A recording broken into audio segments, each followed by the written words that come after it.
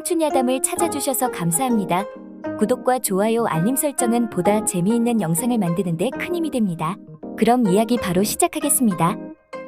조선 중기 한양의 외곽마을 4월의 화창한 어느 봄날이었습니다. 따스한 봄 바람과 함께 벚꽃이 흐드러지게 피어나 흩날리는 계절. 젊은 선비 김자생은 아침 일찍부터 발걸음을 재촉하고 있었습니다. 전국에서 이름난 사주선생 호암 이자충이 이 마을에 왔다는 소식을 듣고 자신의 앞날에 대한 운세를 보기 위해 장터 근처로 향한 것이었습니다. 그날 사주를 보려는 이들이 줄지어 서 있었고 김자생 역시 조심스레 그 줄의 한자리에 섰습니다. 얼마 지나지 않아 순서가 되었고 마침내 이자충 앞에 서게 된 김자생은 고개를 숙여 인사하였습니다. 선생, 나는 김자생이라 하오. 내 사주를 좀 봐주시오. 이자충은 김자생의 생년월일을 받아서 풀어보고는 눈을 감았다가 뜨면서 말하였습니다. 선비님의 사주는 과거급제하여 벼슬길이 탄탄대로일 것입니다. 명예와 자리가 그대를 반기게 될 것이니 날카로운 칼날로 길을 헤쳐나갈 팔자라 할 수 있지요. 그 이야기를 들은 김자생은 기쁜 마음을 감출 수가 없었고 기분이 좋아 입가가 저절로 실룩거렸습니다. 그러나 그 순간 이자충의 표정이 잠시 무거워졌습니다. 허나 한 가지 조심할 것이 있습니다. 꽃을 조심하십시오. 선생, 꽃이라고 하였소? 나는 여인들처럼 꽃을 좋아하지는 않소이다. 그러자 이자충은 가벼운 미소를 띠며 말하였습니다. 겨울이 지나 봄이 되고 여름이 되면 겨울 동안 숨죽였던 꽃들이 이제 고개를 들면서 활짝 피기 시작할 겁니다. 그럼 그 꽃들을 위해 달려드는 것이 무엇인지 아십니까? 그야, 물론 벌들이 꽃을. 잘 알고 있으시군요. 사람도 이와 같은 이치와 다를 게 없습니다. 예쁜 꽃은 여자를 뜻하며 벌은 그 꽃을 찾아가는 남자들이지요. 예컨대 봄날에 피는 벚꽃은 화사하고 순결하나 지키지 않으면 금세 바람에 휘날려 사라지는 법. 동백처럼 탐스럽고 아름다운 꽃은 처음엔 그 화려한 아름다움에 끌리게 되지만 그 붉은 빛 아래 때로는 독을 품고 있을지도 모릅니다. 벌이 꽃을 찾는 것은 자연스러운 이치이지만 그 꽃이 꿀인지 독인지도 모르고 날아든다면 어찌 되겠습니까? 이자충이 말을 마친 후 김자생은 조용히 고개를 끄덕이며 인사를 하고는 자리에서 일어섰습니다. 김자생은 꽃에 대한 이야기는 본인과 상관없다는 생각에 제대로 이해하지 못하고 과거 길이 열려 출세를 한다는 이야기만 가슴에 새기며 길을 나섰습니다. 그때 많은 사람들의 그림자 중에서 누군가가 김자생과 이자충의 대화를 말없이 집중해서 듣고는 눈을 반짝이고 있었습니다. 사주풀이를 마치고 돌아가던 김자생은 마을어귀 길목에 활짝 핀 벚꽃나무 아래에서 하인들과 서 있는 한 여인을 보게 되었습니다. 그녀는 작은 바람에도 흩날리는 벚꽃잎을 보며 하인들과 도란도란 이야기를 나누면서 활짝 웃고 있었습니다. 그 모습이 얼마나 아름다운지 김자생은 가던 길을 멈추고 한없이 그녀를 바라보고 있었습니다. 그때 그 여인이 고개를 돌리자 넋을 놓고 보고 있던 김자생과 눈이 마주쳤습니다. 은은한 미소, 얌전한 눈매, 단정한 모습. 그 여인은 바로 마을 어귀에 사는 양반가 규수 박소연이었습니다. 그 마을 양반가 여식으로 성품이 온화하고 마음이 따뜻하기로 소문이 났지만 넉넉하지 못한 집안 탓에 다른 양반가들과는 교류가 없었습니다. 저 여인은 어찌하여 웃는 미소가 이토록 아름답단 말인가? 김자생은 며칠 동안 그녀의 모습이 잊혀지지 않아 결국 수소문 끝에 그녀가 어느 집에 사는 교수인지 알게 되었으며 시간이 지나도 그 여인의 웃는 얼굴이 떠올라 학문에 정진하지 못하였습니다. 고심 끝에 그는 그녀와 혼인을 원하게 되었고 결국 부모에게 박소연을 배우자로 삼고 싶다고 말했습니다. 하지만 뜻밖에도 부모님의 반대는 완강했습니다. 자생아, 내 앞으로 과거에 급제하여 장차 조정의 벼슬길에 올라야 하지 않겠느냐? 그러니 출세를 위해서라도 더 좋은 집안의 규수를 택해야 하느니라. 정승판서 대감댁의 규수와 혼인해야 너도 더 큰 자리에 오를 수 있다. 아버님, 벼슬은 제가 열심히 학문에 정진하여 제 스스로 길을 열어나가겠습니다. 박소연 낭자는 인품이 좋으며 현명하고 고든 사람입니다. 저는 그녀와 함께 가정을 이루고 싶습니다. 그 아이는 너무 평범한 양반가 여식이다. 성품은 좋다 하나 혼인으로는 부족하다고 내 말하지 않느냐. 아버지가 완강하게 혼인을 거부하자 잠시 생각에 잠긴 김자생은 호암 이자충 선생이 말한 과거급제하여 벼슬길이 탄탄대로라는 말을 기억하며 확신에 찬 마음으로 아버지에게 말하였습니다. 아버님, 저는 제 자신을 믿습니다. 그리고 호암이자충 선생 또한 저의 벼슬길은 탄탄하다고 말하였습니다. 그러니 저는 제가 원하는 사람과 혼인을 하여도 충분히 제 앞길을 열 수 있을 것입니다. 제 인생이니 제 스스로 결정하도록 하겠습니다. 허락해 주십시오. 결국 김자생의 끈질긴 설득 끝에 김자생의 아버지는 한숨을 내쉬며 고개를 끄덕였고 마침내 박소연과의 혼례가 올려졌습니다. 사람들은 벚꽃처럼 아름답게 피어난 두 사람의 인연을 부러워했고 김자생은 그 선택이 자신에게 진정한 봄을 안겨줄 것이라 믿고 있었습니다. 박소연과의 혼인 이후 김자생은 학문에 더욱 정진하였습니다. 과거급제를 목표로 새벽부터 밤까지 글을 읽고 글씨를 써내려가는 삶이 반복되었습니다.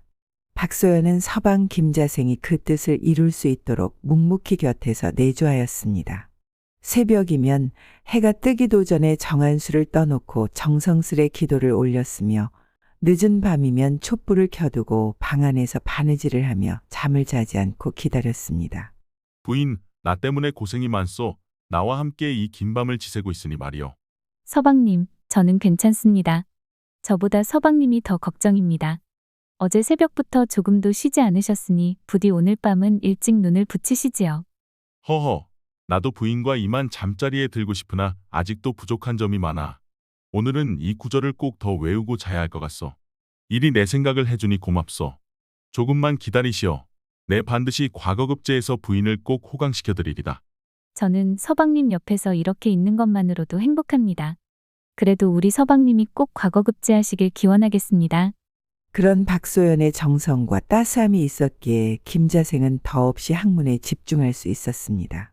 계절이 몇 번이나 바뀌고 3번의 겨울이 지나간 어느 봄날, 마침내 김자생은 과거에 급제하여 관직에 임관하게 되었습니다. 조정의 고관들은 그의 학문과 성품을 칭찬하였고 김자생은 마침내 조정의 일원으로 첫걸음을 내딛게 되었습니다. 서방 김자생이 과거급제를 한 날도 박소연은 크게 내색하지 않으며 종일 평온한 하루를 보냈습니다.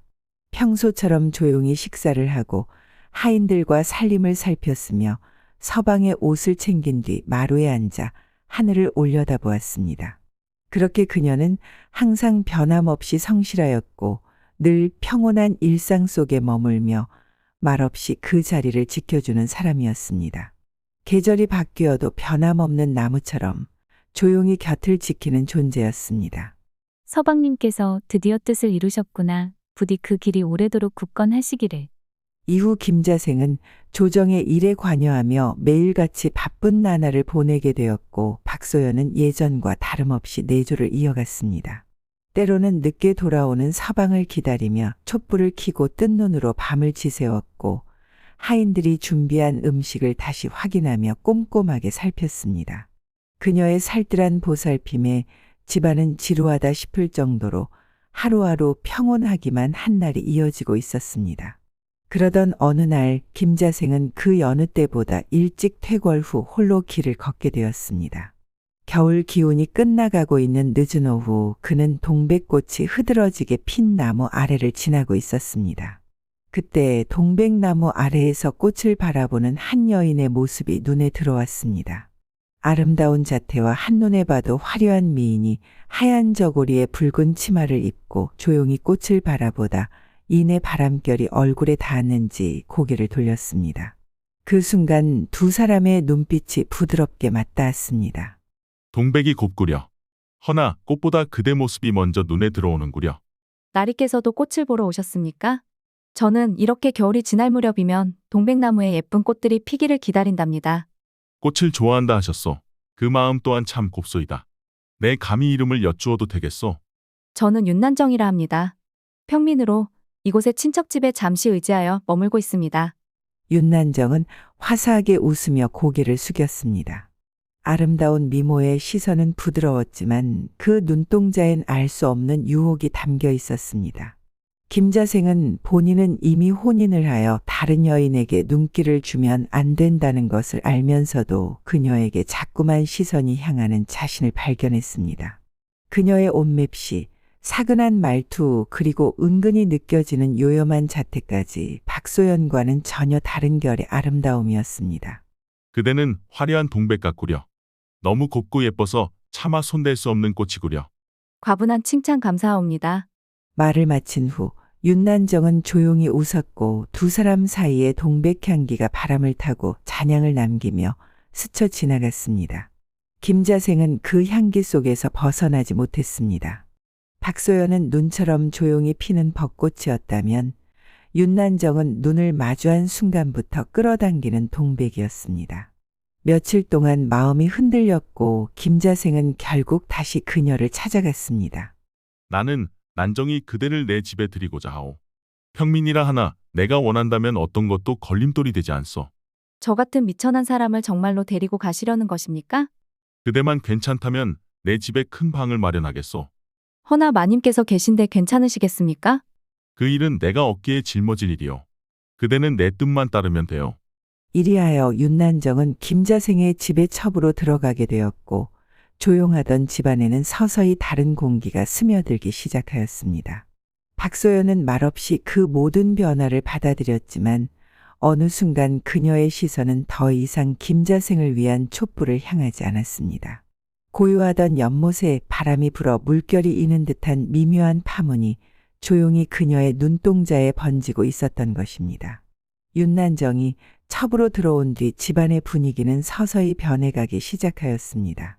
그녀는 말투 하나하나 걸음걸이 하나까지도 교양 있는 듯 꾸몄고 하인들은 처음엔 조심스럽게 그녀를 대했으나 시간이 지나면서 그녀가 본처보다도 높은 자리에 있는 듯 하인들을 다루자 차츰 눈치를 보기 시작하였습니다.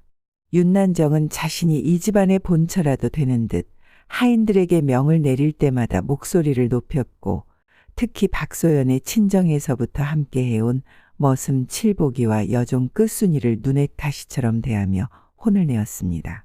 내 이놈 칠보가. 나으리께서 마시는 물은 우물 아래 맑은 물로 떠오라 하지 않았느냐. 그 무딘 손으로 무슨 정성을 담겠다는 것이냐. 끝순아, 부엌에 이 먼지가 쌓이도록 뭐하고 있었느냐. 너희 같은 것들은 밥도 아깝구나. 이렇게 쓸모가 없어서야 원. 내가 나으리의 정실이었으면 벌써 쫓아냈을 것이다. 박소연은 우연히 지나가다 그 말을 듣게 되고 하인들이 흐느끼며 일을 마무리하는 모습을 보고는 더 이상 참을 수 없었습니다.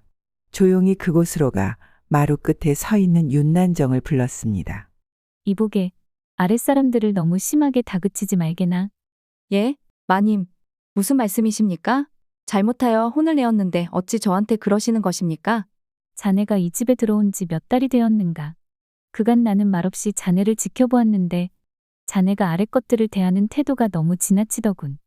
나는 아랫사람들을 그리 대하는 것을 보고 있을 수 없네. 그들도 우리와 같은 사람이고 모자라면 조용히 타일러도 다들 알아듣네. 어찌 그리 모질게 대하는 것인가. 윤난정은 부인의 지적이 듣기 싫었지만 그것을 표현할 수 없어 어쩔 수 없이 고개를 숙이며 말하였습니다. 소첩이 부족하여 눈에 거슬리게 한 점 사죄드리옵니다. 윤난정은 고개를 숙였지만 그 안색은 사과하는 이의 태도가 아니었습니다. 억지로 입꼬리를 누르며 고개만 숙인 채 조용히 물러갔고 그 모습을 가만히 지켜보던 박소연은 쓴미소를 지으며 돌아섰습니다. 그리고 그날 밤 그녀는 조용히 김자생이 있는 사랑채로 걸음을 옮겼습니다. 달빛이 창호 너머로 스며드는 방 안 김자생은 피곤한 눈으로 차를 마시고 있었습니다. 나으리, 소첩이 사죄드릴 일이 있어 들려사옵니다. 잠시 시간 되십니까? 그래, 무슨 일이오? 오늘 부인마님께서 소첩을 나무라셨습니다. 하인들이 실수를 하여 조금 꾸짖었을 뿐이온데 소첩이 마치 이 집에 폐를 끼친다는 듯 말씀을 하시며 제가 하인들을 부리는 것이 못마땅하신 듯 하였사옵니다. 아무래도 마님께서는 제가 못마땅하신가 봅니다. 저는 잘하고 싶었을 뿐이온데 저는 그럴 자격도 없는데 괜히 분란을 일으킨 듯하여 나으리께 사죄드리러 왔사옵니다. 무엇이라 그것은 그대가 사죄할 일이 아니요. 부인이 어찌 그리 말하였단 말이요. 그대는 충분히 그럴 자격이 있어. 김자생은 한숨을 내쉬며 고개를 끄덕였습니다. 순간 마음속에서 무언가 불편한 감정이 스쳤으나 곧 사라졌습니다. 그는 박소연과의 대화가 점점 지루하다는 생각을 해오던 차였고 조용하고 얌전하기만 한 그녀보다 곁에서 항상 웃고 살가운 말을 해주며 애교를 부리는 윤난정에게 이미 더 마음을 빼앗긴 상태였습니다. 다음 날 박소연은 사랑채로 찾아와 조심스레 입을 열었습니다. 서방님, 난정이가 아무리 서방님의 첩이 되었어도 이 집안의 질서만은 지켜야 하지 않겠습니까? 하인을 꾸짖는 것 또한 정도가 있어야 하고. 부인 그만하시오. 그대는 언제나 말없이 참고 사는 줄 알았건만 이젠 하인들 일까지 나서서 말하는 것이오. 제가 이 집의 안 사람이지 않습니까? 허나 지금은 이 집의 분위기가 좋지 않습니다. 그대가 너무 예민한 것이오. 난정이도 이 집안의 사람인데 그 정도는 받아들이는 아량이 있어야 하지 않겠소? 혹시 툭이라도 하시는 게요? 그 말은 박소연에게 큰 상처가 되었고 생각에 잠긴 채 한동안 입을 다물고 서 있었습니다. 잠시 후 말없이 서 있던 그녀는 김자생에게 배신감을 느끼며 조용히 돌아섰습니다. 며칠을 깊은 고민 끝에 박소연은 조용히 자신의 방 안에서 하인 칠복이와 끝순이를 불렀습니다. 방 안에는 해질녘 햇살이 희미하게 스며들고 있었고 그녀의 목소리는 여전히 낮고 고요했지만 그 안에는 단단한 결심이 담겨 있었습니다. 칠보가 끝으나 나는 이 집을 잠시 떠나 별거를 하려 한다. 이 마음을 정하기까지 오랜 시간이 걸렸구나. 칠복이가 놀란 듯 고개를 들었고 끝순이 또한 눈시울을 붉히며 조용히 무릎을 꿇었습니다. 마님, 저희는 마님께서 친정에 계실 때부터 함께 모셨지 않습니까요? 어디를 가시든 함께 하겠습니다. 잠시 몸과 마음을 쉬면서 나도 다시 생각을 가다듬으려고 조용한 곳에 거처를 마련해 두었다. 이 결정이 경솔하지 않았으면 좋겠구나. 너희에게 짐이 되는 것은 아닌지 모르겠다. 그녀의 말투는 변함없이 부드러웠지만 그 안에는 깊은 체념과 단호한 결단이 서려 있었습니다. 비록 그 어떤 원망도 입에 담지 않았으나 박소연의 등을 스치는 바람은 이미 오랜 침묵과 상처의 시간이 지나갔음을 말해주고 있었던 것입니다. 이 말을 들은 다른 머슴이 김자생에게 보고를 하였습니다. 그러나 김자생은 그 이야기를 들었지만 별다른 반응을 보이지 않았습니다. 오히려 속으로는 편하게 느꼈습니다. 더 이상 박소연의 눈치를 보지 않아도 된다는 안도감이 그의 마음 한켠을 채우고 있었던 것입니다. 그래, 별거를 하자고. 허면 조용히 보내주는 것이 그대에게도 좋겠지. 난정이와 함께라면 더 이상 무엇이 필요하겠는가. 그렇게 박소연은 말없이 집을 떠났습니다. 칠복이와 끝순이를 데리고 함께 떠나게 되었고 김자생은 그 이별을 대수롭지 않게 넘겼습니다. 그러나 그 순간부터 이 집안의 균형은 서서히 무너지기 시작하고 있었습니다. 박소연이 집을 떠난 뒤 그 자리를 차지한 윤난정은 점점 그 본 모습을 드러내기 시작하였습니다. 처음엔 조심스럽게 집안 구석구석을 살피며 하인들에게도 인사를 건넸지만 시간이 지날수록 그녀의 관심은 살림이 아닌 자신의 향락과 꾸밈에만 오로지 신경을 쓰고 있었습니다. 아침부터 치장에 열을 올리고 종일 출타하여 시장을 돌며 값비싼 비녀와 비단을 사는 사치스러운 일상을 이어갔습니다. 이 비녀가 어찌 이리 반짝이는지 병조판서대 교수가 가지고 있다고 하던데 역시 참으로 곱구나. 난정이 오늘도 외출을 하려 하오. 네, 나으리.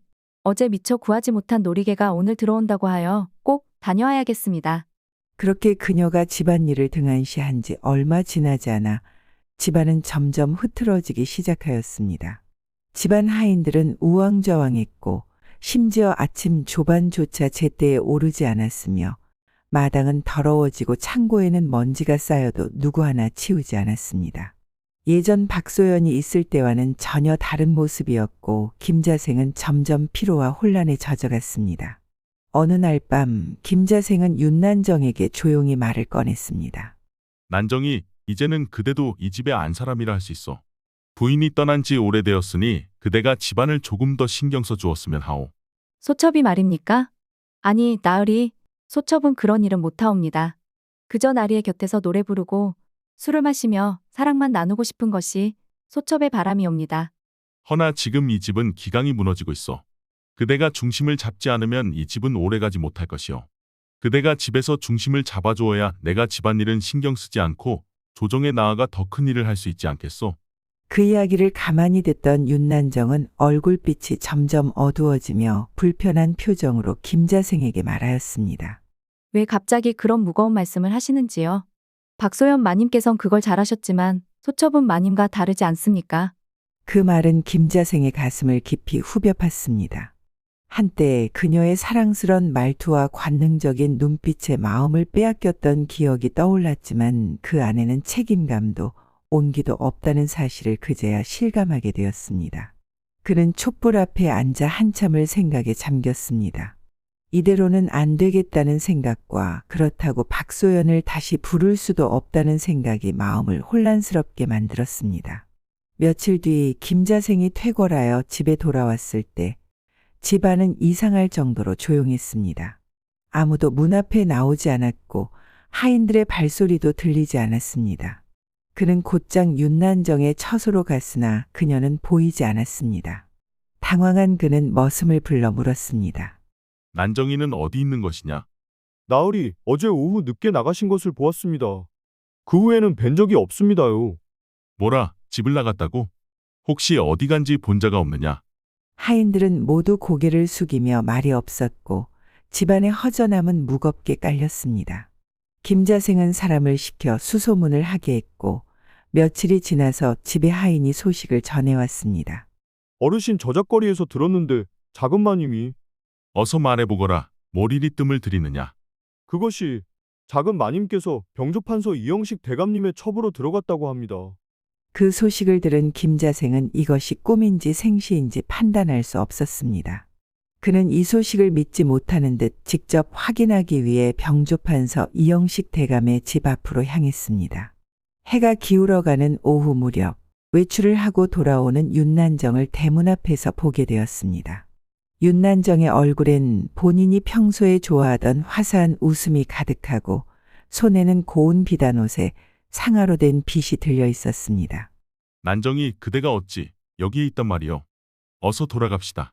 윤난정은 그를 보고도 놀라지 않았으며 오히려 담담한 얼굴로 다가와 조용히 입을 열었습니다. 나으리 어찌 이곳까지 찾아오셨습니까? 그대 어찌 내 곁을 말도 없이 떠날 수가 있단 말이오? 소첩이 말씀드리지 않았습니까? 저는 내조 같은 건 하지 못한다고. 저는 그저 사랑을 받고 싶었고 더 좋은 자리에서 더 편히 살고 싶었을 뿐입니다. 그대는 나를 버리고 나와 보낸 시간들을 모두 부정하는구려. 버렸다 하시니 송구하오나 소첩은 처음부터 뿌리 내릴 생각이 없었습니다. 나으리께서 저를 택한 것이지요. 소첩은 아무것도 약속한 적이 없습니다. 그 말을 끝으로 윤난정은 아무렇지도 않은 듯 몸을 돌려 대문 안으로 들어갔습니다. 사실 윤난정은 예전 김자생이 사주를 보러 갔을 때 사람들 틈 사이에서 말없이 그의 이야기를 듣고 있던 그 그림자였으며 그의 미래가 탄탄대로라 하여 그의 옆에서 편하게 지낼 수 있는 기회를 노려 접근한 것이었습니다. 아무것도 모르는 김자생은 충격을 받은 듯 그 자리에 홀로 남아 한참을 움직이지 못한 채 멍하니 하늘을 바라보았습니다. 햇살은 눈부시도록 따사로웠지만 그의 눈동자에는 어둠이 드리워져 있었습니다. 천천히 고개를 떨군 그는 그제야 자신이 걸어온 길이 얼마나 허망하고 어리석었는지를 깨닫기 시작했던 것입니다. 그리고 그렇게 허무함을 아는 채 그는 무작정 길을 걷기 시작하였습니다. 하늘은 여전히 맑았고 바람은 여전히 따스하였습니다. 벚꽃이 흐드러지게 핀 한양 외곽의 작은 언덕길을 축 늘어진 도포 자락을 끌며 한 사내가 천천히 걷고 있었습니다. 허리는 굽었고 발걸음은 무거웠으며 눈빛은 텅 빈 듯 허공을 헤매고 있었습니다. 바로 김자생이었습니다. 그는 발길 닿는 대로 걷다가 문득 어느 벚꽃나무 아래서 멈춰섰습니다. 그곳에는 마치 세상과는 다른 빛으로 물든 풍경이 펼쳐져 있었습니다. 햇살을 받은 꽃잎들이 조용히 바람에 흩날리고 있었습니다. 그 순간 그는 무언가를 목격하고는 심장이 빠르게 뛰고 있었습니다. 그 아래에는 박소연이 머슴 칠복이와 여종 끝순이와 함께 웃으며 앉아 있었습니다. 박소연은 예전과 다름없는 단정한 모습으로 조용히 웃고 있었고 칠복이는 그 옆에서 끝순이에게 꽃으로 장난을 치고 있었습니다. 그래, 맞아. 내가 옛날 벚꽃을 구경하는 부인의 모습에 반해서 청혼을 하였거늘. 내가 참 많이 바보처럼 변했구나. 김자생은 숨어서 그 모습을 한참이나 바라보았습니다. 말없이 숨소리조차 내지 못한 채 그리고 어느 순간 무릎을 꿇고 고개를 숙였습니다. 눈물이 맺혔고 입술은 떨렸습니다. 무엇을 말해야 할지조차 알 수 없는 순간이었습니다. 그때였습니다. 뒤편에서 조용히 바람을 가르는 듯한 발소리가 들려왔습니다. 낯선 기운이었지만 묘하게 범상치 않은 기척이 느껴졌습니다. 김자생은 이상한 마음에 고개를 돌려 확인하였습니다. 옆에서 있던 이는 오래전 자기의 앞날을 예고하는 듯 말을 건넸던 호암 이자충이었습니다. 이자충은 어느새 그의 곁에 조용히 서 있었습니다. 봄이 되어 꽃이 피면 그 꽃을 보고 찾아오는 벌은 자연스러운 이치지요. 허나 그 꽃이 꿀을 품은 것인지 독을 품은 꽃인지는 잘 살펴야 한다는 말을 기억하십니까? 김자생은 고개를 들었습니다. 벚꽃잎이 눈가에 닿았고 그의 눈동자에 이자충의 말이 깊게 스며들었습니다. 선생, 저는 그 말의 뜻을 너무 늦게서야 깨달았습니다. 허나 깨닫는데 늦은 때란 없습니다. 매년마다 다시 피는 봄이 있다면 다시 필 벚꽃도 있지 않겠습니까?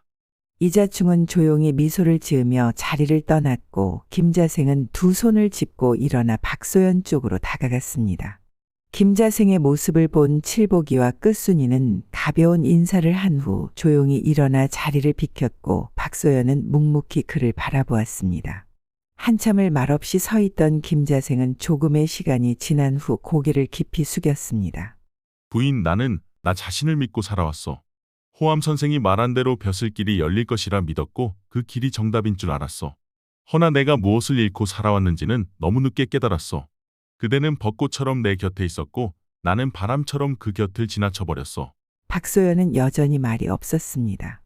한참이 흐른 뒤에야 그녀는 조용히 고개를 끄덕이며 입을 열었습니다. 벚꽃은 바람에 쉽게 지지만 결국 간절히 기다리는 이에게는 다시 피어나는 법이지요. 그 말은 김자생의 가슴 깊은 곳에 박혔고 그는 고개를 들고 부인 박소연의 눈을 바라보았습니다. 두 사람 사이에 흩날리는 꽃잎이 마치 시간의 틈을 메우는 듯 천천히 내려앉았습니다. 김자생은 그녀의 손을 조심스럽게 잡았고 박소연은 그 손을 외면하지 않았습니다. 김자생은 진심으로 지난날의 잘못된 선택과 행동 그리고 오로지 자신만을 바라보며 살았던 박소연을 바라보며 뜨거운 눈물을 흘리며 용서를 구하였습니다. 부인, 정말 미안하오. 앞으로는 내 다시 부인에게 상처를 주지 않으리다. 어질고 착한 마음에 박소연은 가만히 그를 바라보다 조용히 말하였습니다. 서방님, 무엇이든 한 사람의 잘못만은 있다고 할 수는 없지요. 저 또한 부족한 점이 많다는 것을 압니다. 앞으로 서로의 입장에서 생각하며 행동하고 우리 함께 힘내서 살아가요. 그날 이후 두 사람은 함께 집으로 돌아왔습니다. 박소연은 예전처럼 조용히 내조하였고 김자생은 마음을 다잡아 벼슬길에 더욱 정진하였습니다. 다시금 집 안에는 따뜻한 온기가 돌았고 하인들의 발걸음에도 활기가 스며들었습니다. 그리고 김자생과 박소연의 집 앞에 이자충의 모습을 보이며 나타나 살포시 미소를 지으며 그 집을 바라보았습니다. 때로 우리는 개인의 성공은 스스로 이룬 듯 보이지만 사실은 그 뒤에 묵묵히 곁을 지켜준 이들이 있기에 가능했다는 것을 잊어서는 안 될 것입니다. 주위에서 나 자신을 격려해주고 때로는 혼을 내주는 이들을 소홀히 대해서는 안 될 것입니다. 꽃은 결국 곱게 피었다가 지더라도 그 향기는 진심을 담아 오래도록 우리의 마음속에 남는 법이니까요. 오늘도 영상을 끝까지 시청해 주셔서 진심으로 감사드립니다. 영상이 재미있고 즐거우셨다면 구독과 좋아요, 댓글 부탁드립니다. 앞으로도 보다 더 좋은 영상으로 인사드리겠습니다. 감사합니다.